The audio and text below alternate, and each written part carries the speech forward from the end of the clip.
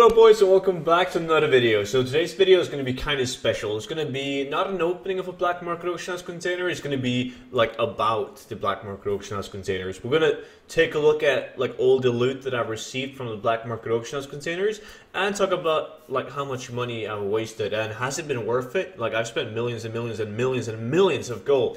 Have I received enough item to actually compensate for the amount of gold that I've made? So I've opened up over 100 like Black Market Auction House boxes. A lot of people confuse this because I always numberize my Black Market Auction House opening, and I think I'm at like 67 in like opening 67 or something. But keep in mind that I started numberizing them in Legion, so I've opened up like 67 in Legion.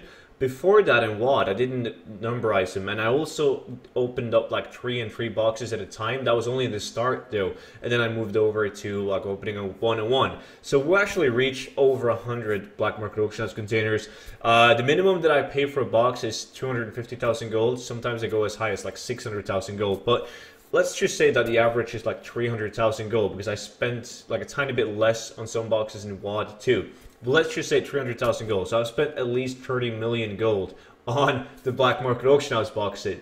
So that's a lot of gold. In the end, I don't really mind. I think I've received a lot of cool shit. And not least, I really enjoy doing the videos. And it's kind of cool to think about that you guys don't mind me uploading Black Market Auction House opening videos. I've been doing it for years now, and it's become like kind of traditional on the channel. Like every single Friday, there's a Black Market Auction House opening. And you guys seem to like it, which is really cool because I enjoy the shit out of it. Like I really enjoy making those videos. I love RNG, so opening up a box like that is just it's really cool. It is. So yeah, 30 million gold, over 100 boxes. What have I received? I mean, the thing that people get the most jelly and mad at me about is the mount that I'm currently on right now. The Heavenly Onyx Cloud Serpent. I remember when I got this mount. I've played since vanilla, but I didn't play MoP, right? Didn't play Pandaria, so I had no clue what this mount was. I returned to the game. I farmed golds. I bought a box. I opened the box. I got this mount, and I had no clue that this was like a really rare mount. So when I opened up the box, I was like, shit.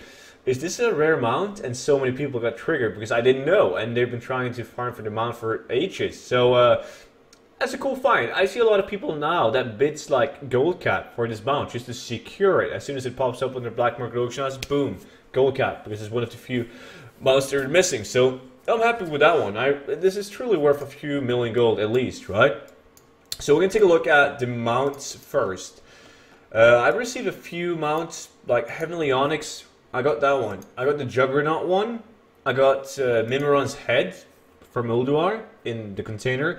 Didn't get the Swift Sulian. A lot of people think that I got the Sulian in the crate. I didn't. I actually got it back in the days when it was current content.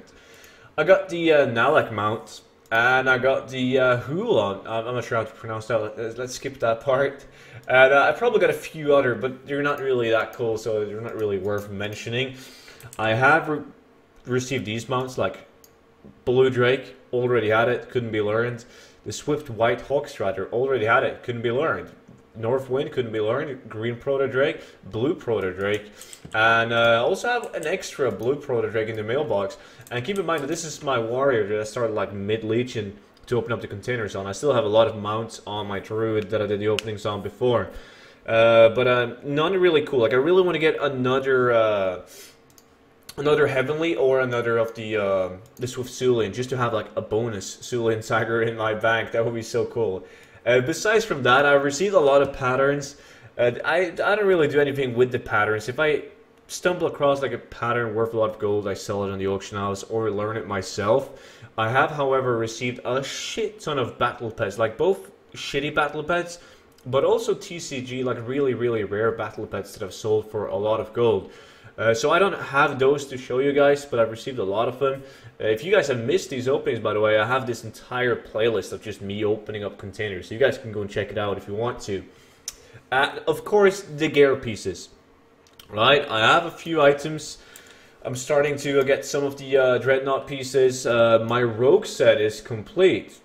Like I've only missed the, I think it's the boots to get the Rogue Tier 3 set.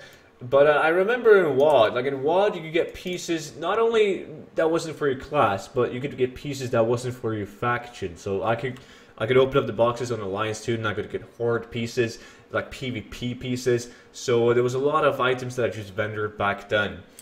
And we also have a lot of cool toys that I received.